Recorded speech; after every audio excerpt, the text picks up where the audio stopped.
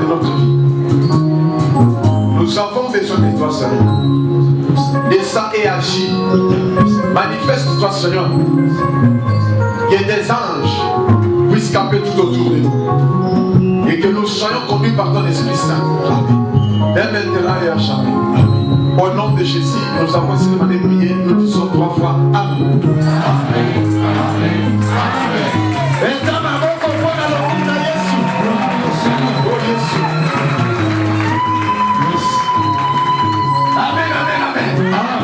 Nani mokonzi Yesu nani mobikisi Yesu nani nzambe Yesu na nzambe esemba komona yo lelo amen nana yo kinga amen est-ce que c'est bezali amen na lobi otutu ni bakomala amen ndenge otikinda kuna yo otima kolo okobima ndengo ya kite amen après Raphaël nzamba pambola yo amen na frère oui nzamba pambola yo amen voilà Oti Australie, Oti Musica. Yes. Alléluia.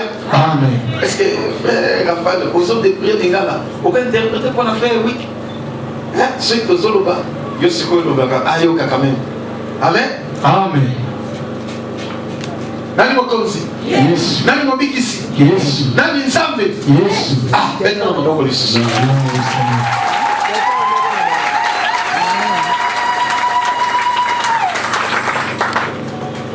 Papa, maman, Nalingi, on comprend quelque chose. Il y a un mystère dans la prière. Tu échoues parce que tu ne connais pas prier. Tu te débrouilles par tes propres efforts. Mais il lui suffit d'apprendre. Il sera un disciple accompli de Jésus. Et tu feras des exploits. La prière, c'est toute une vie. Il doit aimer Dieu et aimer aussi la prière. Amen.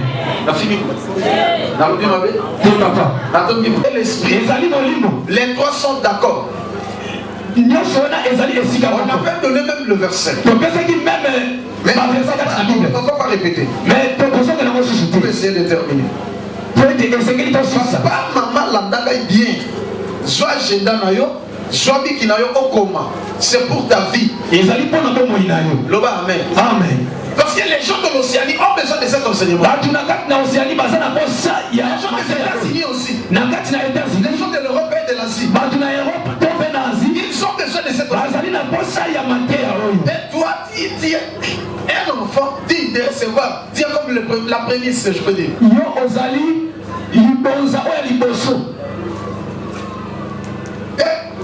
Dieu t'a fait grâce de suivre cet enseignement.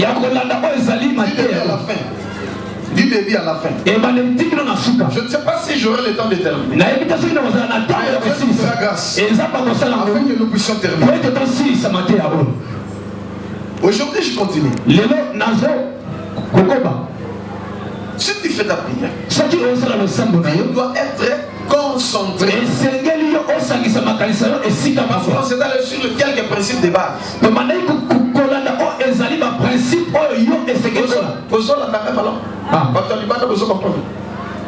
Alléluia. Amen. Alors, awa toloba kike soki ozobon de la nzambe nzamba za mosantu azali 3 fois saint. Amen. Et aligni biso pe tozala saint. Amen. Donc c'est ça qui va verser. Tozala saint dans toute notre conduite. Et c'est que tozala basantu alliance na biso. Ah mais pena esprit. Na kati na molema pena na moyo na biso. Pena penser na yo. Même na makalisi na yo. Est-ce que Amen. Alors pour na ozala pure parce qu'il faut l'eau qui était sortie dans le corps de Jésus et le sang et il va purifier et sanctifier. Le Saint-Esprit va guider. Amen. Mais awa to somo na bandini epele bakebele bazali ko sambela bazo bloquer nzambe ça. C'est pourquoi si tu demandes pardon,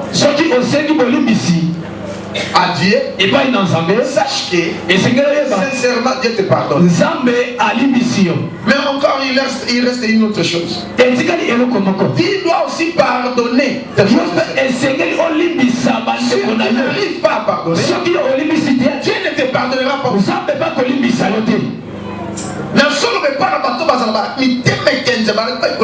Amen. Parce que le pardon, c'est le monde de Dieu. Et Zali, mais chez le diable, il n'a pas le pardon. Mais Satan, il y a le diable ne pardonne pas. Satan a l'imbisalité. Il y a un monde encore. Monde de ranking. Yes. Marc chapitre 11. Marc chapitre 11. Verset 25. Verset 25. À 26. À 26. Marc chapitre 11, le verset 25 à 26. Donnez-le du courant. Donnez-le pour tout ça, mal dans Zambé. Marc chapitre 11, le verset 25 à 26. Et lorsque vous êtes debout, faites votre prière. Si vous avez quelque chose contre quelqu'un, pardonnez, afin que votre Père qui est dans les cieux vous pardonne aussi vos offenses. Mais si vous ne pardonnez pas, votre Père qui est dans les cieux ne vous pardonnera pas non plus vos offenses. Amen. Amen. Amen. Est-ce qu'on peut acclamer pour ça? Papa, maman, laisse-moi te dire une chose. Ce monde est régi par des lois et des principes. Dieu est dans sa parole. Si tu respectes sa parole, il verra la gloire de Dieu. C'est ça la faiblesse de Dieu. Il se répond sincèrement. Il respecte sa parole. C'est ça la faiblesse de Dieu. Elle va se manifester dans la vie de cet homme. Mais dis-moi, tous on d'abattre belé, bazos ensemble le cola, makamone le cola massé. Or, makamone ensemble les alliés jetés. Toyoki awa, que tango yozo sambela, ozo senga pardon et pas une ensemble. Nzamba limbisayo, yeba que nzambe akolimbisayo. Amen. Mais tu as quelque sorte de péché, tu as il faut le dépendre de yes. Alléluia. Amen. Mais, la solo paquet, tango yo oye, kobondela et pas dans ça. On se sanctifier, on se purifier. Na makila na yosu. Tu dois pardonner tes semblables. Et Seigneur yo olimbisa bande konayo. Il faut savoir pardonner aux autres. Et Seigneur yo oyeba kolimbisa bande. Si tu n'arrives pas à pardonner, Dieu olimbisité, Dieu ne te pardonnera pas. Ça fait pas kolimbisa yote. Ah, si qui mettent une séparation entre nous et notre Dieu, et non ils ont comme ça la séparation entre nous et ensemble. Ce n'est rien que le péché. Et si Dieu ne te pardonne pas, sache que tes péchés ne sont pas pardonnés. N'attends pas de recevoir, que tu recevras peut-être une chose de la part du Seigneur. Parce que ça sera une barrière.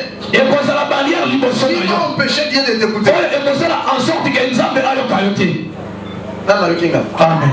Mais il y a des gens ici qui ne pardonnent pas à leur femme. Qui n'arrivent pas à pardonner. Et surtout cette semence, je le trouve chez Bakongo. Et puis, Amen. Et c'est pas Baloubaté. Et c'est pas Bagalate. Les messages sont dans mon Congo. Bolo baza soza likamona yo kokutani kokutani tie sile lekina ngo lekina. Yes. Mungala soka na likamona ko bimisa pole ya lobi bo et si la tombo ki soko beba ngo beba ni après et lekina ngo salina. Mais ba Congo ata osolia. Yes. Ata ni na sana likamona motem. Jour comme ka akotalo na jour na 4 na 1. Yes. Même les 10 ans. Même 20 ans. Yes. Akokundala anakati ko na jour ko na ergo osalaka ko na 1900 boy oyeko olobaka na boy olmone mtutu ainsi de suite comme une personne que je connais il venait à l'église abane ko na abane ko pesa makaba abane pesa abane ko soutenir mais il y a un problème le pasteur ne l'a pas assisté et pasteur à quel côté il a été. Alléluia. Amen.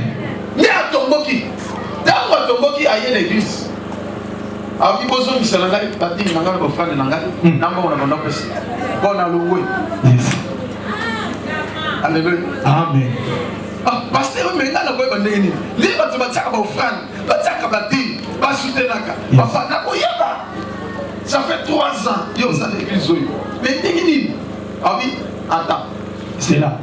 A fungoli sac. Yes. Oh papa, on a la place pour bien la vie.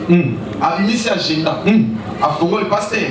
La date telle, la jour tel, la paie ça $50 pour ça la perte de fonds. Yes. Offrande la date telle, la jour telle, la semaine de boule. La un certain mardi, la paie ça offrande la gaïs avec 1000 francs.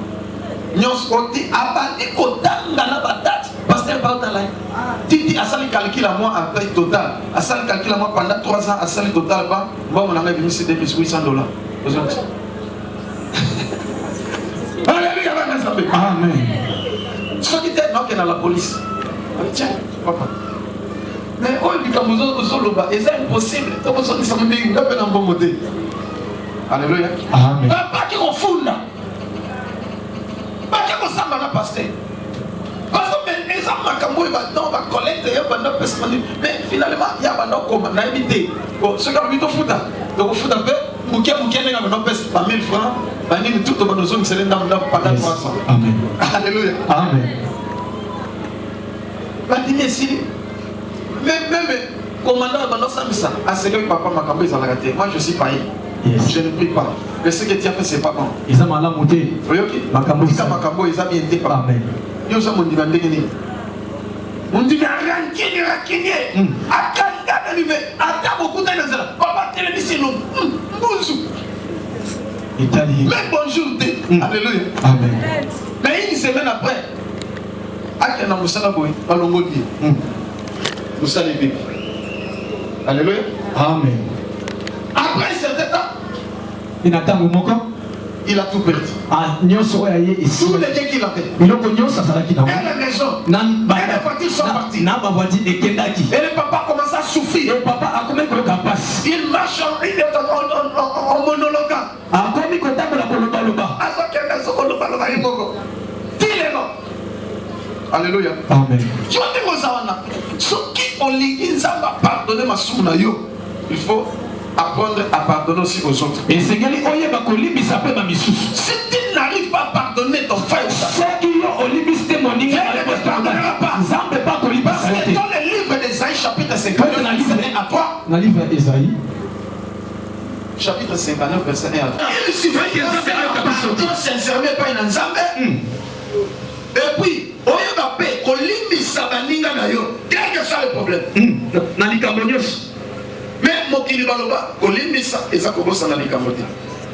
Or ce qui n'est pas dans la maison kolimbisi kobosani. Amen. Alléluia. Amen. Eza na bato awa okangela ndeko nokanga obingana eti cimetière ndenge okakakanga wa yeba Yesu nani nzambe Yesu ozana voisin ozana voisine na yo ozana frère to sœur na yo mais il est là banda okakakanga même bonjour obi jour au monde lino nanga alongola ngai soki nani abakisanga musa.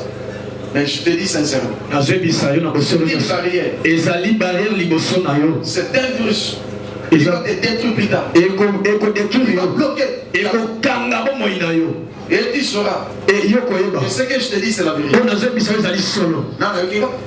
Donc il faut à tout prix pour respecter. Kolo aligné au débis. Quels que soient les problèmes.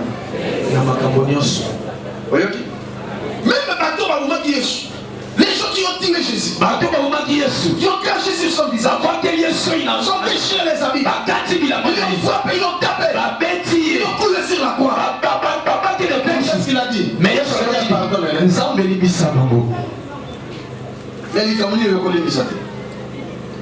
Alléluia. Amen. Amen. Yes. Yes. Tu dois apprendre à pardonner à tes frères et sœurs. Et c'est Matthieu chapitre 18 verset 21 à 35. Matthieu 18. Alléluia. Amen.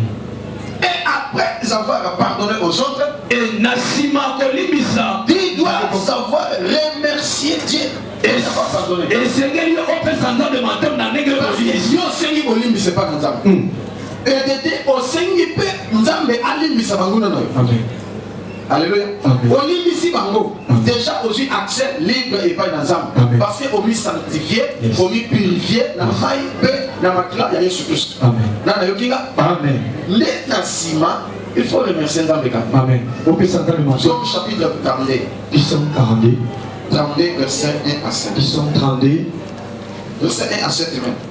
Mais je mets dans le cas verset 1. Psaume chapitre 32, le verset 1er a dit: Heureux c'est lui à qui la transgression est remise. Yoka, Nzambi esengo na mutu oyo Nzambe alimbisi masumu na ye. À qui le péché est pardonné. Oyo Nzambe alimbisi lisumu na ye.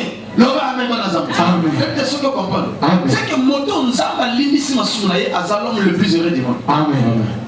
Continue. Yo. Heureux l'homme à qui l'Éternel n'impute pas d'iniquité. Esengo na mutu oyo Nzambe atalisi masumu na ye te. Et dans l'esprit duquel il n'y a point de fraude. Mais à un esprit à ta fraude et à l'esprit na ye te loba amen. Amen. Nani mo continue. Yes. Nani mo bikisi. Yes. Dans 6 à 7. 55 à 7. 5 à 7. Je t'ai fait connaître mon péché. Yoka, voilà David. C'est qu'il a confessé. Amen. Il a parlé sincèrement devant Dieu. Ouvertement. C'est la sérénité. Parce que la Bible dit dans le livre de Proverbes chapitre 28 verset 13 que celui qui cache sa transgression ne prospère point. Que celui qui les a fait ne laisse pas miséricorde. Mais ici David, mais à David, il n'a pas caché ses péchés. Il a dit sincèrement ce qui a commis le sous noyau. Et regarde. Amen. Nani mokonzi. Yes. Je t'ai fait connaître mon péché, je n'ai pas caché mon iniquité. Amen. J'ai dit, j'avouerai mes transgressions à l'Éternel. Et tu as effacé la peine de mon péché. Amen. Si tu es sincère, et si tu confesses sincèrement devant Dieu, efface tes péchés. Il efface tous les péchés. Il reste saint. Amen. Amen. Est-ce qu'on est là? Amen. Mais les gens n'ont pas tout allié et pas dans Zambé. Mais deux autres sont là, Azul Soumanasé, Abombi. Surtout à Loki. Oui, parce que Kanda et maman encore, Loki. Moi, je suis jeune fille, il y a 27 ans, assez abondant. Vie est aussi la tête, parce que les gens sont koufa. Particularité, parce que les 5. Parce que moi, je suis un koufi. Porté disparu, pas moi, je vais me mettre. Dans mon suspect, je suis malade. Dans mon suspect, je suis un accident. Parce que il y a un déconnant. Yes ko basente ko bala kende awo za swena ite ne aye awa na yambi tamu na yambi na moni mama muka munene moni akanje na aluketu malbi ezala mutu moko akanyo na luketu mais mutu ana zando yene mutu frene final alu mutu na ndabte amwasi amwindo ingambe ko na beta yabi te mutu ana ezala mama mais mama na zana kilokite asambe na kana église de réveil écoute Yes. azakutu diaconesse. Merci beaucoup. Amen. Donc ça diaconesse, Dieu l'a gagné. Après Colingo ya te ya linga de plus musus de labi. Maman ye. Sota tebe, Dieu bisa ye aya na mutu na lobi. Amen. Alléluia. Amen. Ah oui, ça va na kolo. Ndake baya wa yena mama ba fandi awa. Ndana lobi na misu na bi mama. Omoni bwana na boyo ba kamizo salama na bano ba kufi na ni mtu. Ndana moni yo oza kupa. Oh, papa a sa maintenant servante, la diaconesse, c'est sur le petit à se justifier. Elle n'a pas voulu confesser. Elle n'a voulu accepter qu'elle a sorti. Elle a tout nié. Elle a refusé. Elle a dit même la silica. Donc, elle m'a conseillé les hommes comme ça. Au thème, quand on a dit, pasteur, on a assemblé un pasteur pour attaquer l'église.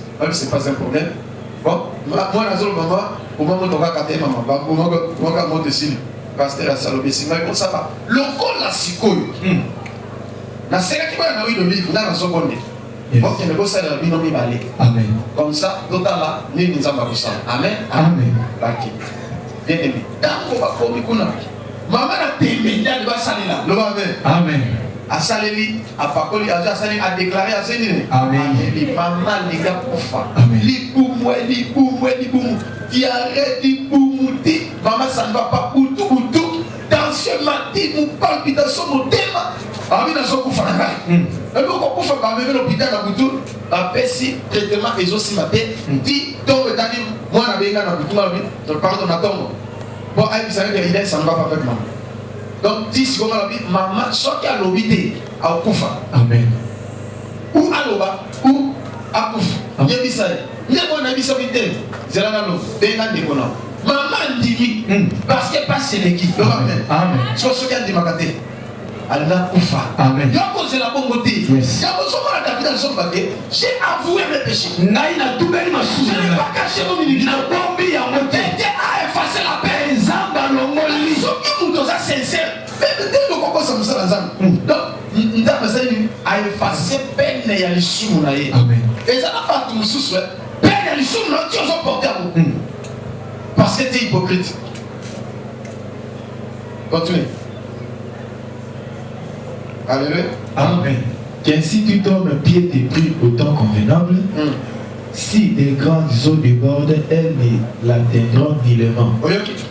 Qui mutu ada soto za sincère libuso na nzambe otubeli sincèrement wa vrai lisu na yesili nzambe bi a effacer peine ada ba mai ya mbonge ada ndingini ya e combattre yo ekotika la batendre yo parce que nzambe longoli déjà liwa nzambe longoli déjà la maladie il a ôté la mort il a ôté la malédiction il a ôté la maladie parce que tu étais sincère yo ozali bokosi. La fille. Mais les côtés qui est rancunier. C'est pourquoi on s'appelle la table. Comment on s'appelle la table? Amen. Ma camarade ne peut y avoir au point de la tune, on va pas la réponse. La fille. Alors tu m'avais. Yes, on va comprendre. Et après avoir eu la réponse de Dieu, et ceux qui ont osé après être pardonné et t'amener aux hommes à l'émission. Et c'est que Dieu le Fils et merci. Amen. Oh merci Seigneur parce que tu m'as pardonné. Papa Nazana Sengon. Papa Nazana qui m'a payé, mais n'ayez pas tout béni. On limite soit beaucoup mon Seigneur. Amen. Et parce que accès à sur la nayo, sa réponse. Amen. Amen. Il faut savoir parler. Et c'est que nous avons Amen. Amen. Et après ça, et après maintenant, tu dois demander le règne de Dieu. Et c'est que nous avons Dieu règne dans ta vie. Et il y a Dieu ne règne pas là où il y a les péchés. Amen. Le corps a déjà commis mon santo. Après avoir demandé pardon et se sanctifier, se purifier, là il doit demander le règne. Parce que dans la parole, il a dit notre Père qui est au ciel, que ton nom soit sanctifié et que ton règne il faut que ça règne dans la vie. Tant que ça yo okosala succès.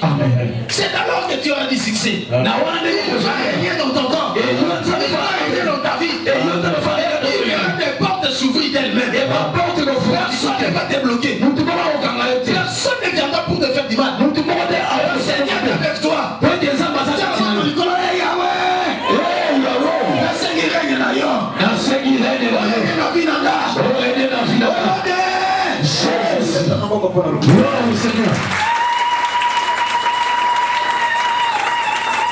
Nzambe alingi arégner na nzoto ya mutu ndenge moko mpe satana azolinga kaka arégner na nzoto ya mutu. Amen. Mais soki oza sincère liboso na nzambe ose sanctifier, ose purifier, rien ne va pas empêcher nzambe ya arégner parce que ozo senga te, ce que tu vas demander c'est ce qui va arriver. Amen. Proverbe chapitre 18 verset 21 et le dit, la vie et la mort sont au pouvoir de la langue. Quiconque l'aime, on mangera le fruit. Tango yoko senga nkolo na sengo régner na nzoto nanga, o régner na vie nanga. Et si et aboni que osa saint ou osa saint le sous ezate et si nzamba ya saline avandi. Amen. Damba avandi okotambola na ye pe okorinye na ye. Amen. Loba amen na bien. Amen. So soki nzambe otambola na nzambe nani akotelemela? Asante. La Bible dit ceci. Si Dieu est pour nous, qui sera contre nous? Nani va marcher avec Dieu? Même si tu dors, sache que Dieu ne dort pas. Dieu va te surveiller. Dieu va marcher avec toi. Abraham a marché avec Dieu. Dieu ce que vous avez. Amen. Alléluia. Amen. Alors, maintenant nous entrons dans un autre point. C'est la louange et l'adoration. Psaume chapitre 22, verset 4.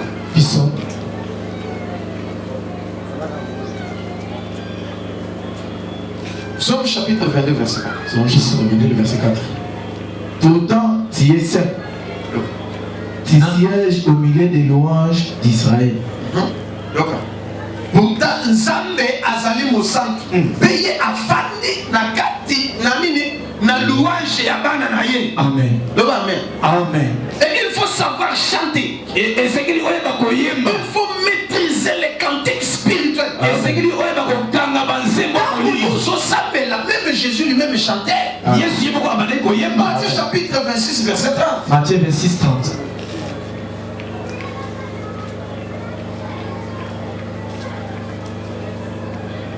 Matthieu chapitre 26, verset 30. Après avoir chanté les cantiques, ils se rendirent à la montagne des Oliviers. Amen. Donc Jésus, après avoir chanté les cantiques, il s'est rendu sur la montagne des Oliviers pour prier. Toi aussi, je te dis ceci. Tu dois faire un effort. De chanter et de bien chanter. Dieu ne regarde pas la voix. Comme notre frère Gilles. Il a une voix rock. Mais il chante pour Dieu. Soyez comme moi. Je suis un prédicateur. Ma voix est rock. Et je me débrouille pour chanter. Mais yo, yes. Oh, ceux qui Céline, ceux qui Céline, ceux qui Céline zone. Yes. On dit pas le col est censé mon modèle, mais ils ont discuté. Amen, papa. On dit qu'il y a des secondes, ils sont les années moko. Amen. Amen. Il faut bien bien. Il faut on s'en va rechercher Nzambe. Amen.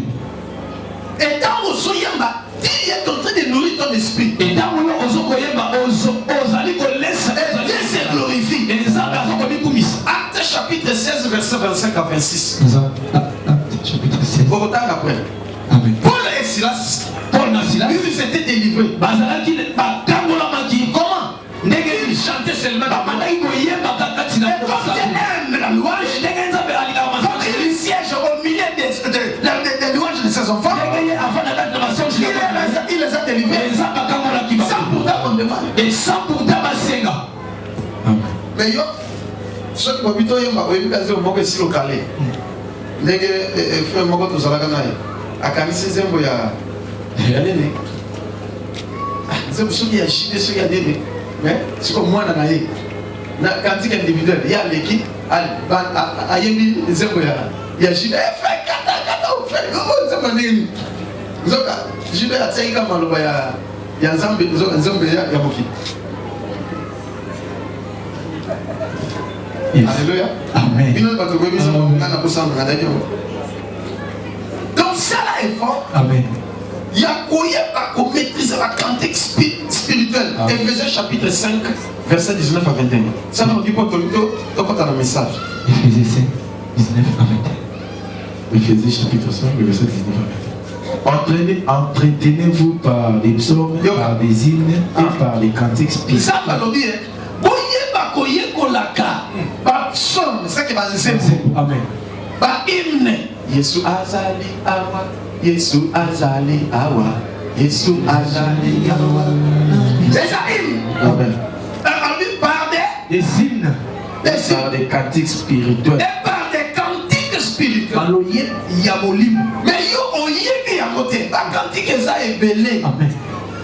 Matondo mingi nkolo, matondo mingi, matondo mingi nkolo Yesu, matondo mingi.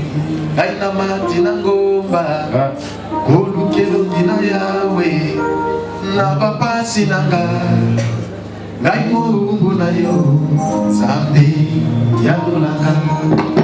Nani mokozi Yesu, ata pasata minyoko, ata samata kozanga. Chaelika na yo, epai na Yesu, Masia, olu na bia. Mais donc, oui, même Yesu na mukongo, kama tanso. Evariste Bocha. Uti wapi? Zombe manzambe na mukongo. Yo. Do Yesu na mukongo. Wala biyebela mwanza. Zama lebi. Baba, ça na moyo jouissance chrétienne. Yes. Tango ba ange ba ki ko zwangai. Ba mbinga na ciel. Donc il ne koloué zambe. Tango to komi kuna. To yeba nzembo lola te. Tayo ki ba nzembo ya mokili. Yes. Donc ya mokili te to zo yeba awa na si. Amen. Asala bisongolo, oyo mokile sala teo, bisongozana pema, yango toyebela kaye. Asala bisongolo, oyo mokile sala teo, bisongozana pema, yango topeti maboko. Asala bisongolo, oyo mokile sala teo, bisongozana pema, yango toyebela kaye.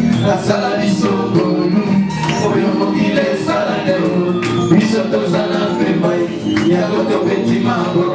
Alléluia. On a commencé à chanter avec les anges. La dernière partie ou la dernière partie des servants.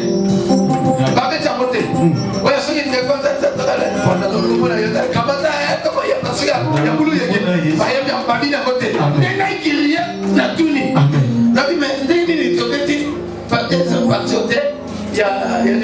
Ça c'est pour vous.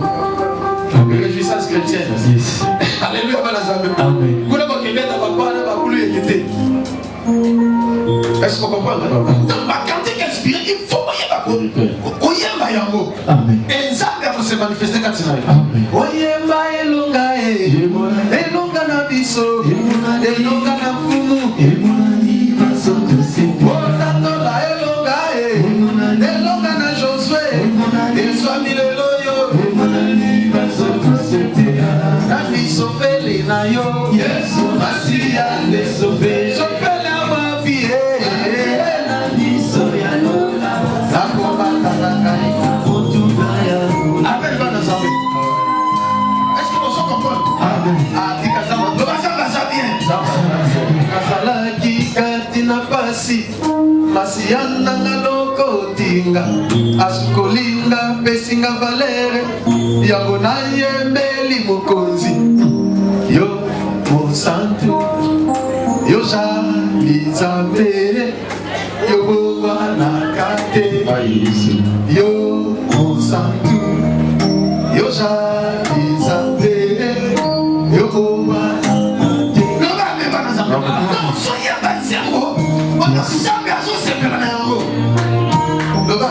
Amen. Donc des cantiques spirituels.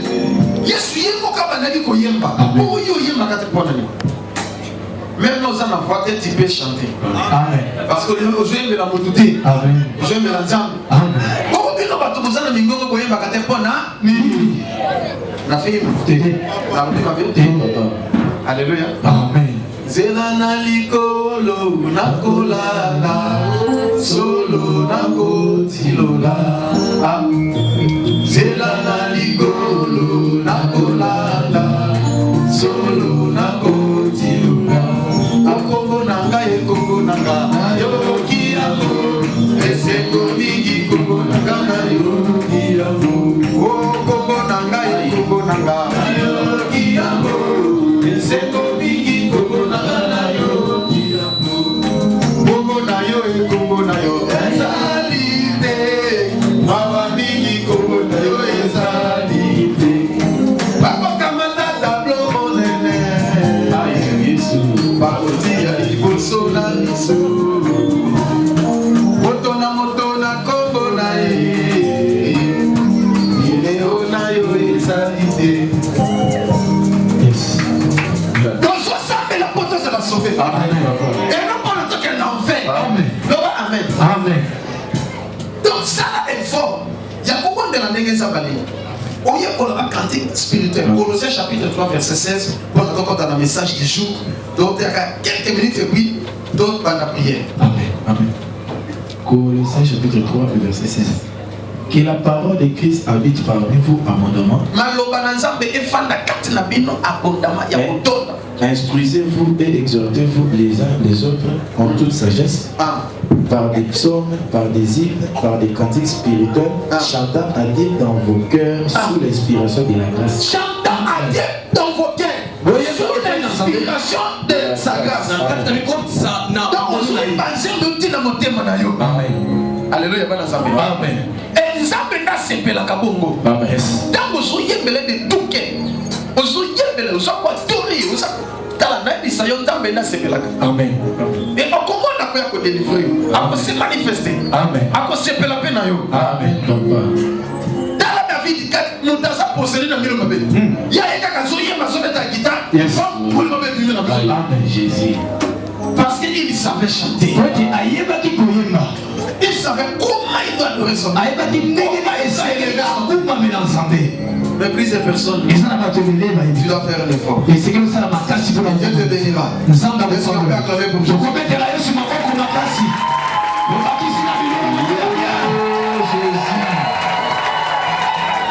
La louange et l'adoration sont très importantes. Car elle se passe ici-bas et dans le ciel. Quand il y a aussi là, la prophétie est aussi là, la miracle est aussi là. Mais à quoi adorer Nzambe, au louer est aussi là, car jamais. Et quand ça la libère, la libère. Amen. Même dans l'éternité, donc on va pas beaucoup mais ça. Amen. Alléluia. Amen. Alors, na soluka yo ozo de délivrance. Yes. Ndeko tie makolo awa oyeba ko sambela.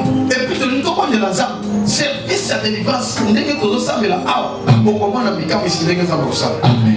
Donc ceux qui ont dit ko limbisa ngona na yo, ceux qui ont dit ko pardonner za mo pardonner yo, aussi accès. Il y a ça va yo ka prière là. Et donc quand tu apprends, il y a prière d'autorité. Amen. Le combat spirituel est réel. Et c'est biblique. Et ça dans sa côté. Amen.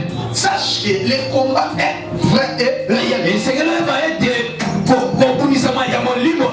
longtemps que le diable existe, il y aura toujours des combats. Il y aura toujours des guerres. Il y aura toujours des famines, des catastrophes.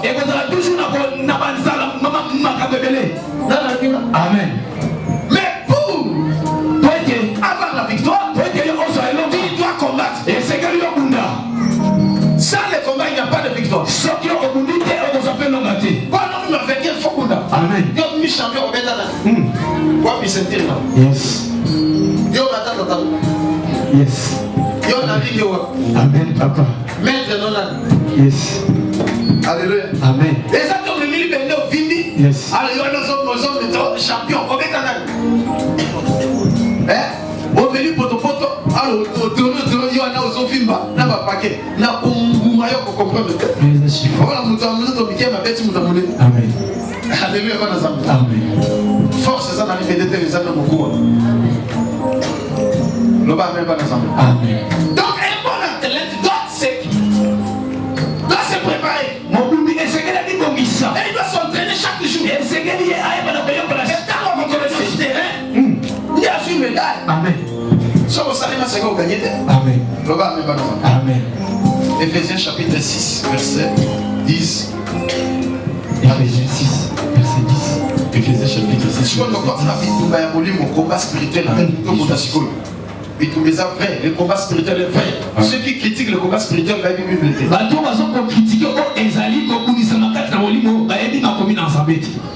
Éphésiens chapitre 6, le verset 10 à 18. Si on a un confronté, si on dit les lois pour la délivrance. Amen. Amen. N'oubliez pas de faire la prière de combat spirituel. C'est très nécessaire. c'est. Les démons sont têtus. Satan avait têtu. Satan a têtu. Mais il ne faut pas prier comme frère Waba. La prière en combat spirituel, les frères Waba sont là-bas. Ah, Satan, Yondenani papa, oh Satan, Dikabiso Satan, Yondenani papa. Ozo sakana na Satan. Yabo Satan n'a pas bien. Amen. Alléluia. Amen. Donc il faut prier avec autorité. Et c'est que dit au bon de la puissance. Comme Jésus. Il prie à Dieu. Amen. Au bon de la autorité. Il chassait le démon avec autorité. C'est un rencontre avec les pharisiens. Amen. Alléluia. Amen. D'accord. Éphésiens chapitre 6, verset 10 à 18. Au reste, fortifiez-vous dans le Seigneur. Nassima, fortifiez-vous. C'est que vous ma casse quand on a Amen. Et par sa force toute puissante. Revêtez-vous de toutes les armes de Dieu. Dans le combat spirituel ou dans tous les combats, il a les armes. Les armes offensives et défensives. Les armes défensives, c'est pour te protéger. Toutes les armes les armes offensives, c'est pour détruire l'ennemi. Alors, tu dois tout utiliser. Tu dois te revêtir de toutes les armes. C'est-à-dire les armes offensives et défensives. Ceux qui ont zangi mon les armes scandales, parce que si tu manques les armes défensives, ceux qui ont zangi mon mouna commettre à cause de soyo. Amen. Amen. Chez mon mouna bête sur l'issas, on peut attaquer les yeux. Encore pas de milieu, n'a pas qu'attaque. N'a pas qu'attaque. Non, soyez comme Joseph votre père. Je n'ai jamais eu des attaques. Parce que je suis revêtu par toutes les armes de Dieu. Les armes offensives et défensives. Les armes offensives, l'ennemi aura toujours la tête haute. Il va blaguer avec toi. Il va faire des prières. Et cela ne fera rien. Parce que arme offensive est satée. Amen. Amen. Il faut que ça les forces de la nuit sont aller. Amen. Peut-être aux ânes mais aux gens qui ne pas Munguna aux ânes. Alléluia. Amen. Yes. Amen. Mais il faut avoir des armes offensives. Et c'est que les armes lourdes. Des armes à feu. Des M16 et ainsi de suite. Amen. Amen. Des bombes, des Hiroshima, des Nagasaki. Amen. Alléluia. Amen. Des armes à destruction massive. Elles ont détruit Munguna. Elles ont détruit Cap. Elles ont détruit. Nous sommes à plat à Satan. Même les avions, ainsi de suite, tout y a Satan. Pompe essence de Bango. Tous les objets du diable ont détruit Yango. Amen. Ceux qui, dans la prière d'autorité, ça va se quitter. Donc, ceux qui confient dans les yeux, Amen. Alléluia. Amen. Ceux qui l'attirent pour l'attirer. Alors, tous les gestes comptent dans le combat spirituel. Alléluia. Amen. Est-ce que vous comprenez? Amen. Gestes de Dieu sont tous les gestes. Et Amen. Dans le combat spirituel. Amen. C'est pourquoi j'avais dit hier. Les plus grands magiciens. 25 ans dans le domaine de magie. Et il est aussi caché. Et il est venu m'attaquer. Dans le vide. Et ainsi de suite. Mais moi j'ai pris seulement ma main. Quand j'ai bien montré ma main, il est tombé. Alléluia. Amen. Amen. C'est que arme, on a ça qui n'a rien. Pour résister. Amen. Arme, moi, lourde. Amen. Ce qu'on appelle ça destruction massive et pour bourrer par l'eau de l'islam. Yes. Mais il y a Azoya avec une dans le vide. Et nayoki eloko te abande lisusu eloko te abande eloko te azwi akwati soki bakisi na ye babobosi nini betaka masasi eloko te bete lisusu masasi eloko te azopusana mpo abetanga sikoyo likofi sikoyo na ndoko te boye fakafa lokomi a 1 mètre na ye bitumba na biso eza ya molimo eza nzoto te ye engambe oyo azomona sikoyo histoire ya David na Goliath ntango azopusana ye abeta likofi na sika loboko na tie kaka boye loboko na tie boye ngai nalobi na motema na ngai oyo ezali arme offensive ezozwa ye bamba ye na serpe ya kao ntango kaka nalakisi ebo babwi ye batomboli ye na serpe kao na bameba na zambe il faut azala na yango tu dois faire un effort et c'est que les armes offensives et c'est que les armes défensives et c'est que les osana ya monguna azwa yo te ata sali ba kinki ata boki mbash ata boki kansonda soki kozwa songeli ye moko loba ameba na zambe nana lobi amen nganga na bakongo fana kondi akondi bakondele malata akondi aza mayele ingénieur bakondi so tout bloqué ntango aye alakisi nga na place no ndenganga kaka soki place yango mpe eza déjà une année et demie soki ebima te bakapeza soki boye signe ya croix soki asalaka akodela kolokolo alleluya mais ntango tozosolola nabi abi papa nazala nimero ya nganga yango alobi oyo nakokufa na décembre mais lelo tozali octobre lobi epesi ngai kanda nganga nazoyoka bengai alleluya ntango abengi liboso na eleki te nasala obiye nabondeli nabi retour à l'expéditeur ngango ya kende na suki na yo bisika azali moto ebela esekisala bona ye deuxième chose ntango abeta ye soki abongoli motema te aokufa soki akonfese te aokufa alleluya esili frère akei alali na butu amoni baye baniki ye na mai bazosukola ye alleluya ba ezokita na pompe bazonika ye na linuka ti akomi propre alamuka boye aoki nzoto pepele alleluya lobi na ntongo ntanga ye akoma kati zosola benganga bengi obominga yoki kuna mpona nini sikoyo makambo na ngai bebi ngai nasi natiki na ngai yo tika vi na nga alleluya nganga nyonso aluka vi na yo lelo azomona makambo na ye soki atikaka ye telinga kufa pasi adémissionne kasi nyonso bakanga vi na yo lelo ezobima ata batia na si ya mai ata batia na si ya libanga lelo ezobima sante na yo omabloka yango lelo ezobima tobala boko likolo loba ye yawe nasi nyonso batianga nabimi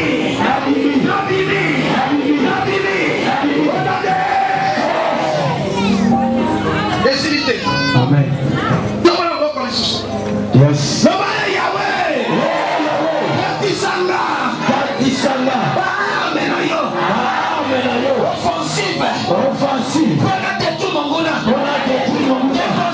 défensive batelanga olanda baarme bisiko ozali alleluya donc osilisi te tolingi toprie dans 10 minutes osilisi kala Revêtez-vous de toutes les armes de Dieu afin de pouvoir tenir ferme contre les ruses du diable. Lata baarme nyonso tu ya nzambe mpona nini oyeba koresiste contre misala nyonso ya satana po soki olati yango te okoresiste te tatano akomeka kosimba yo mama akomeka kosimba yo noko akomeka kosimba yo nandoki ya stagiaire oyo ke azobana kindoki ayameki asi esimbi soki orevêtir les armes offensive et défensive, personne ne pourra te nuire. Ni ta mère, ni ton père, ni quelqu'un de la famille, ni même dans les quartiers, même pas mettre la question. Un danger de mort. Amen. Arme défensive et Amen.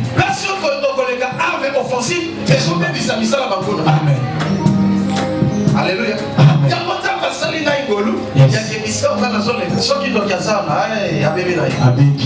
Alléluia. Amen. Et puis, Naloba.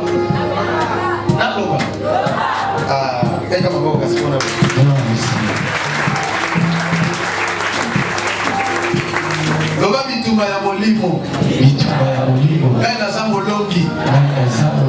Alléluia. Amen. Luc, chapitre 10, verset 18 à 21. Donc aussi l'Isaac, quand on a ce moment, il est contact à Éphésiens chapitre 6, verset 10 à 18. Ne okomona ba arme oyo ezali wana.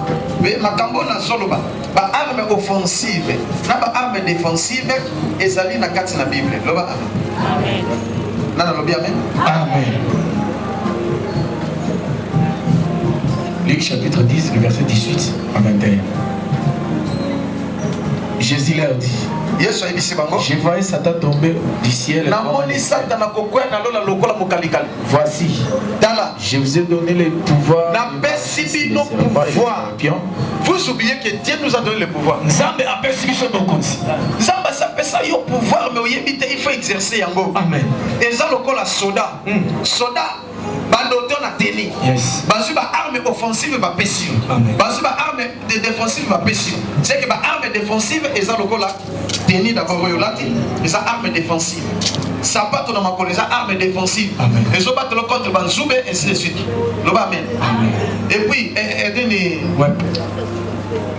cordelette antiballe. Alléluia, casque. C'est ça arme défensive. Est-ce que ça la nation? Amen. Après arme offensive, et banina baïonnette, alléluia, yes. Arme aussi mis la munition na yango, et ainsi de suite. Amen. Donc au moins le gouvernement de ceux qui a doté soda, Congo, et puis à ça a lancé, avec le Kende Bitumba, dans la séance mandat. Et ça dit que mon coyon de Gosalia, aussi un mandat ya Kobunda. Amen. Parce que Zambé a revêtir yona pouvoir divin. Amen. Que Kende Bunda na Satana. Amen. Parce que assez à quoi ça t'avait sur ma cassette. Alléluia. Amen. So Yozoma la épona ni.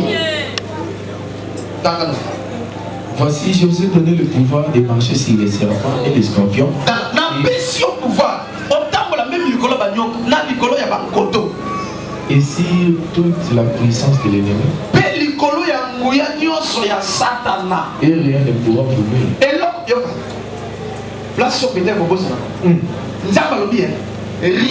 ne pourra vous nuire. Et là, comme mon côté et côté comme c'est-à-dire, quelle que soit l'attaque,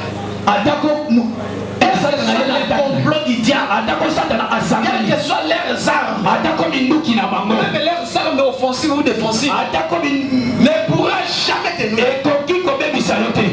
Parce que Dieu a dit que rien ne pourra te nuire. Mungu n'a pas qui va se réjouir. Mauvais sort réjouir. C'est pourquoi quand Dieu m'a donné ces choses, j'ai commencé à mettre en pratique. Maman maudit même devant l'église. Mais moi je croyais que capable d'enlever la malédiction. La malédiction est changée en bénédiction. Malédiction est pas maintenant. Est-ce qu'on comprend? Parce que rien ne pourra te nuire. Parce que la malédiction n'a rien série. La malédiction est la malédiction. Magie est le Amen. Attends, bilamba. Mais tous ça n'a pas comment si mon ah. Oyo, ben qui va télé bilamba na tata moi si à mon bali. Amen. Akati bilamba na plus ça va. Alors qui n'a rien à mon bali. Yes. Alléluia. Mais dans moi il a un togo de. Ça va changer malédiction en bénédiction. Amen. Amen. Et la seule là, négocier ma colo ah. Ça va changer. Amen. Malédiction est comme bénédiction. Amen. Même si tu étais maudit. Yes. Même si tu étais ensorcelé. Amen. Même si tu étais envoûté. Les lots na seule là les lots. Amen. Ça va l'envoyer encore. Amen. Les lots et les lots au son qui ça encore. Amen. Oui, puis bah tu vas ça la gagner. Hein? Ce que l'on dit malédiction dans autres temps. Dans autres temps yo ti d'abord. Hein? C'est là la place précise. Amen. C'est oyo yo zoti na yango. Yes. Pour ozolo la malade dans autres temps yo. Oti yango wa. Là il y a des choses que vous comprenez. Amen. Quand ozolo la libéré, ozolo na botutu parce que c'est la prière d'autorité. OK, on longwa na boumbu, on longwa na malade. On a mauvais sort. Parce qu'on l'a malade dans ce tournoi. Wakango, la place précise. Dans le Yesu Longola qui me l'a mis en goulou. Yes. na nzota mutu atina ngo na bangulu. Yes. Ami ye moko mutu ana lobi tinda satana ye moko. Na mine mabe balobi tinda biso na bangulu. Amen. Alléluia. Amen. So ozolo ko la biso to kende. Wapi? Ya so bon bi ma bi te tinda biso na bangulu obi OK. Amen. Te ba koti na bangulu. Amen. Bangulu ba so si mutaviki. Yo si otini yango. Wapi? Le ba Yahweh. Besanga mayele. Besanga mayele. Na mettre en pratique makamboyo. Na mettre en pratique makamboyo. Na vivre délivrance. Na vivre délivrance. Jésus. Yo kana bisa. Ngai soki na oki ensan papa na zoto nanga. Ndenge na zolongola. Na binza ngai eloko na liya mote. Na kwa kango epa na monguna na ngani numéro 1. Oya luka ka vina nga eje sana. Amen. Na kombo na Yesu si. Avant quelques minutes on va les ater. Amen. Yako vérifier quand même monguna na azana même nini. Nalita solani. Amen. Mawano il est qui ensemble bête. Yes. Nana yokinga. Amen. Et c'est comme ça que le diable fait. Ndenge on allait Satana asala. Azolongola malade na zoto bato zotindela bato malade. Sikoyo bandoka quartier. Misala bango di bake ndenge mama moko na mumbele bazalaki. Na aveni munza. Wana na bandeli bona su. Na aveni fayala na mumbele. Ba mama na ba papa bandoki bayokani. Bali akabana na bali akabeba. Mais bon ça la nini? Bake na ebi aveni. Balongoli bilamba ba mitakana. Basolo ka kwesikizenga. Alléluia. Amen. On tiago. Papa qui balade. Monte bibi na sima.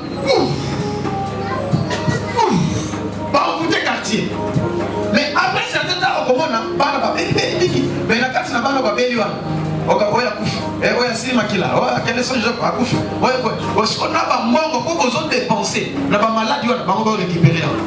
Donc on s'est là partout. On bloquer via partout. C'était en plus. En zone longue, ce que Makila pète à Koufi, va récupérer Balié. Alléluia. Amen. So dans mon temps, à mon ici, on est baissé un canne. N'est-ce pas ensemble dans boutique à tout là. Là, il fait dans la boucle. Là, il faut ça la prière et arrête tout. Le bas, mais. Ah oui, et là, comme au sale, ben, dans solo, il y a pas qu'à capona. Dans solo. Yes. Nabi ndenga na bibi, dans la zalinga, dans Amen. loko la bino banganga kisi bosalaki musana bino ya koloka quartier nga na ye ko bongisa mais oyo nyoso ebiki alokaki atindaki malade Yes. po eli abana mike na mikolo na zongisi yango. Amen. Malade bolengelaki ezongela bino. Yes. Malade bolengelaki ezongela bino au nom de Jésus. Place bozali eraté te po yanga erataka te. Amen. Ezwa yo moto oyo otindaki et surtout yo leader.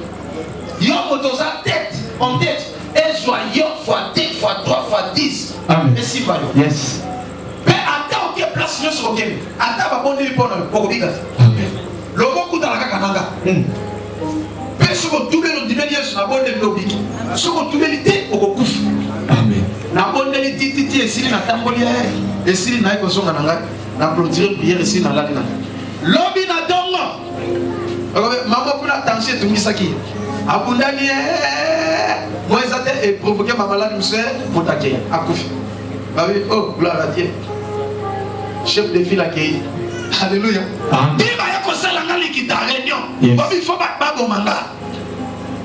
Alléluia. Amen. Ça me paie le col à la gâte. Na so prier na butu. Papa na oki bolembu. Oui bando ki basa mabe. Y'a pas dit na ka bolembu pour s'embelater. Amen. Ah, le lui de s'embelater. Tu as 5 minutes. Bati na komona fatigue ko sabela ndoka on voûter pour le bango sala musala ma ki na zo samela na ki fatigue na pongi yilinga mais er na ngala ko kata prière na ko kiteki na pe na jet toko allez na mi tandine toko na chaka mutu we pongi malamoko ah soki nzambe te alléluia Amen. Zambe nanga sakio malade est tout ça goli. Tension. Vous avez tension hein? Nation qui savait pas la banque. Amen. Mais si vous avez avec ici. Avec ici. Faites ma banque.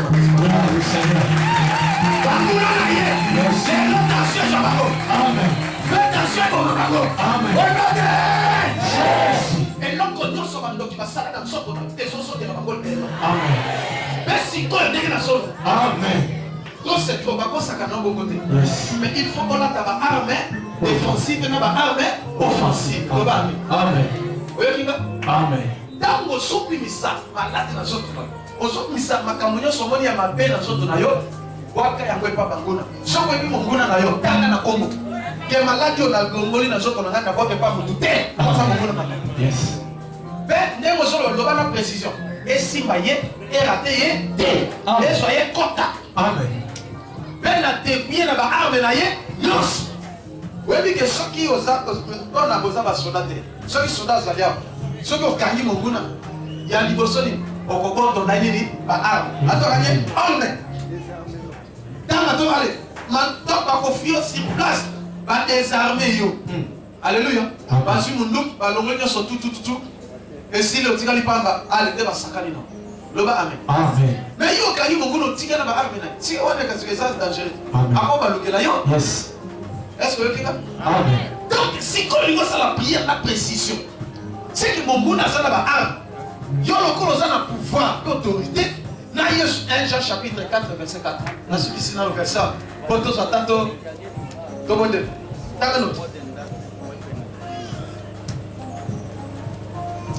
Les gens vont demander où il y a quitté. Amen. Il faut maintenant quelque chose. Yes. Les gens vont dire que c'est quoi. Amen. Mais mon goût n'a pas malade, on a d'autres situations dans ma bloc. Et là, taillé. Amen. On a la libéré. Amen. 1 Jean chapitre 4, verset 4. Vous, petits enfants, vous êtes des dieux. Ah, Osaya Nzambe. Amen. Lomana Saya Nzambe. Osaya Nzambe. Lomana Saya Nzambe. Osaya Nzambe. Olode. Ceux qui passent le bateau, Joshua Saya Nzambe, Bible nous dit. Amen. Loma Ngai, Loma, ta Congo na yo. Loma Yahweh. Ngai Josué. Écoutez, ta Congo na yo. Okoyoka. Hey Yahweh! Hey Josué! Asaya Nzambe! Asaya Nzambe! Asaya Nzambe! Monguna koko kangaite! Nazo dépouiller Monguna!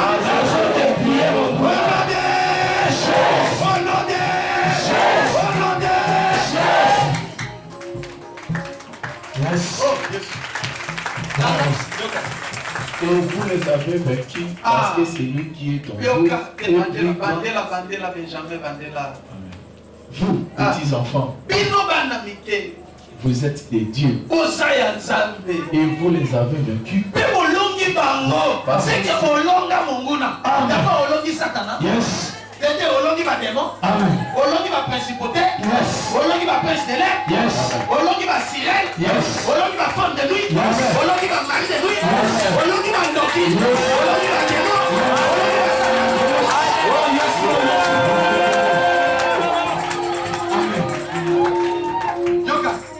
Et vous les avez vaincus parce que c'est lui qui est en vous. Olongi ba go pwete, oyaza kati na bi.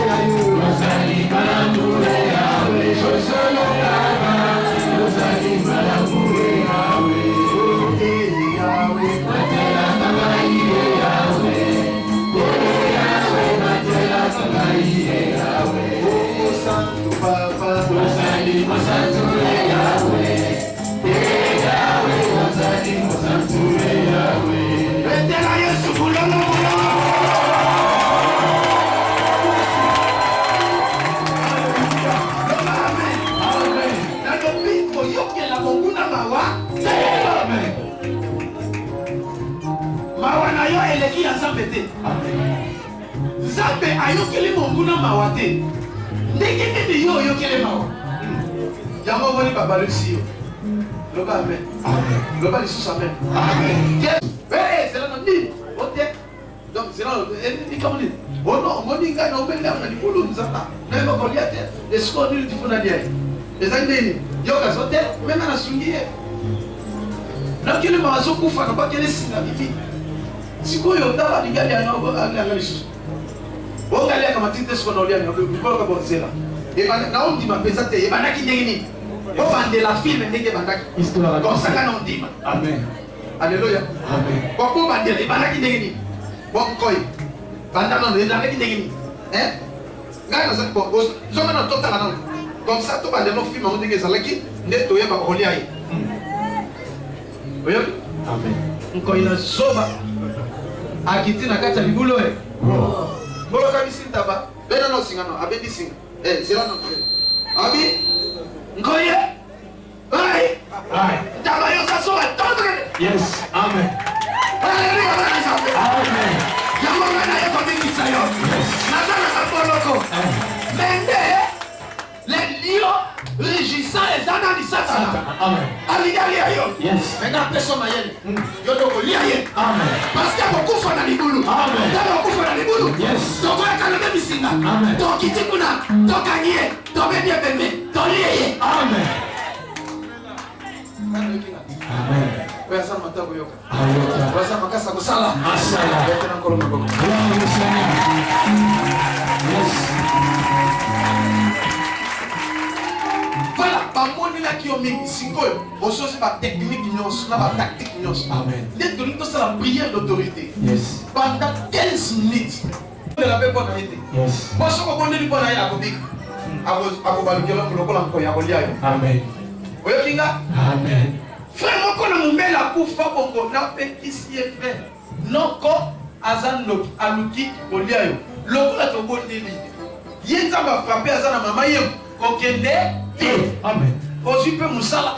Kokende omoni noko mutataki singa mama kufa tina silisi classe siko na zu musala koto hospital bande ko siko mona ke ngana sama pe ngami ba so yo mabe.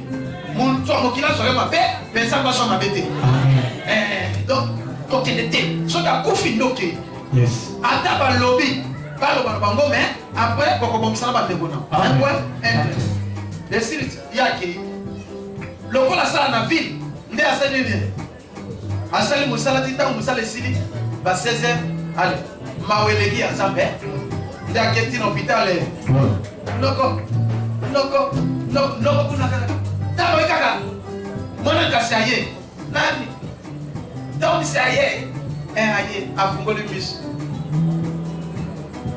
moi ni boko donc si pe li boko abonde la kata sali ni abondi bo yende à l'église à bien et sili amen amen ndenge tom sa zozo fièvre bandi dans cela kuna noko ali akata sali ni ko pesa ngai na Thompson yes na mo afufa pete yes loko apeta ngai kaka bien lobi na tongo no pa bibi mais ye ndeka kende ki Thompson ndeka kende ki na fièvre ko kende so na lali bien te tito betani à l'hôpital.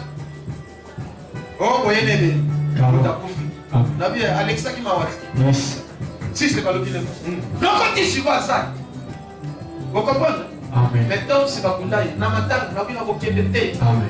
Soba, il y a moi. Et c'est là qui. Il y a moi, les autres personnes, ils ont l'ego sans melata. Mais prions l'ego sans. On détruit mon gouvernement. Amen. On a d'abord arme offensive et défensive. Amen. On détruit ma arme mon gouvernement dépouillé. Amen. On maille. Amen. Détruit. Amen. Soit les acatino ya ma béwan, baisse pas mon gouvernement. Et c'est maille. Soit qu'il n'y a pas de temps, on pèse en tabango. Yes. Soit qu'il y a pas de temps, on a dit, tina yango. Nana, on y a un temps que mon talongoli. Dans l'Équateur, dans la Ngwaka. Osa Ngwaka, moka sao. Na kama histoire mbele muta suis malade aso abambia ona nzete malade ke na nzete ya biki muta suis ça qui que ma pesa que bon malade ça pas na yesani a pesa pas na mutu tia ka sa yise yo pe nzoka makamane sala makaya solo ozo sala yango na kombo na ski pauvreté lata yo elata mungu na so ki pauvreté ça la bien ya vivant amen l'occasion lata yo et so ndeye amen yo peut se libérer yes ouais ça monde yanko amen. Donc, c'est pas à capabilité. Tout est le mythe de l'Église, c'est ma Est-ce que l'homme mon quoi ça a? Il y a solo pesé l'homme mon quoi ça y a. Ce que vous allez présent manifester présence na yo, na ba privilégié.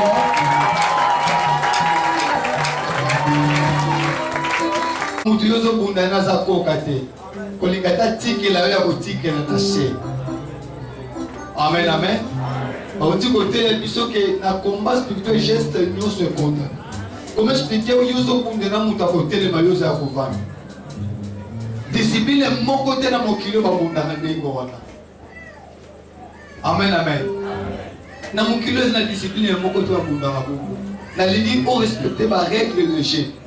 Bunda lolenge segeli beta avec précision. Amen amen. Toujours bunda bitumba juité. Toujours bunda na banguna na biso. Mais yo que le kaliboso. Et sengolo bongisana. Poyo bunda olonga bongisana. Ozo ono lapa bandai ngana yeti na sa cimetière. Ngana isoki to lobani. Loba ba changer nzambe na mokilo. Etirina no maloba na yo. Oza na limbuka binemita ebele. Ti l'église a na batu soli sakati. Ndenge ni yo bundolo. Oye ko bunda wa ke nzambe satana tika mobile na ngambe yo na mobile no boyo kana. Omunda théâtre yo saba. Bano yo zolu kanzamba pambola boyo kana na bangote. Yo papa na mama wana otosa na bangote. Siko zolu ko bunda pona bangobola. Kumba mutuna. Na ligo bunda peza na obunda lolebe sengeli. Polo ozo bunda lo ko mokete empêcher yo.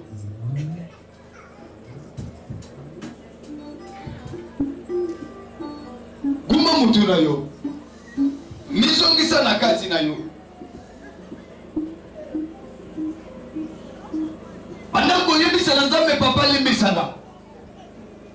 Na ba acte nyonso ya mabenga ina pozaki. Na comportement na ngai ya mabe.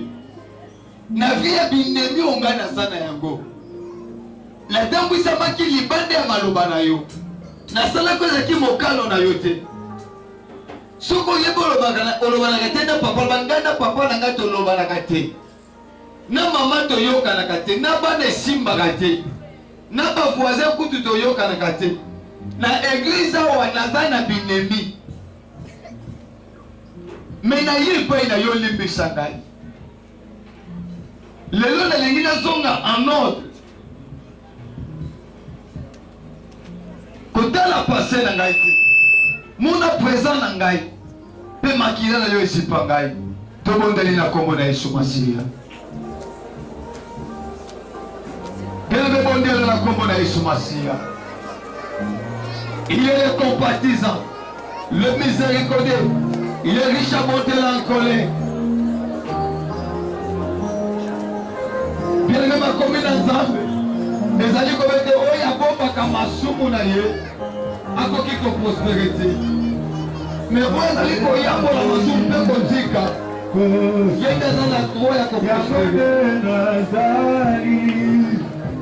Il y a des gens à les messages. Papa yokela kamawa papa limbisa ngai nasala ke pese ke nasala ko akinye nasala muntu ya binemi isika nyonso na tere makala zalaka na binemi nako nyonso makwataka na zalaka na binemi papa mo nyonso na pata kala kala kala binemi pero na ye kwena yo abanye bien sosei papa lelo na ye kobimisa binemi oyo motema nanga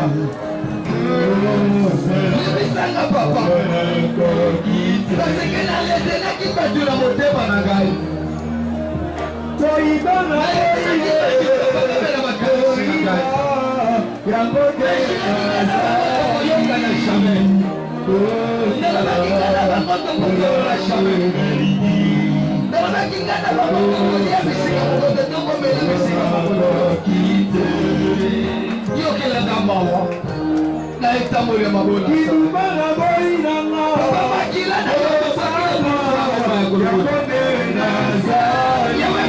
Makila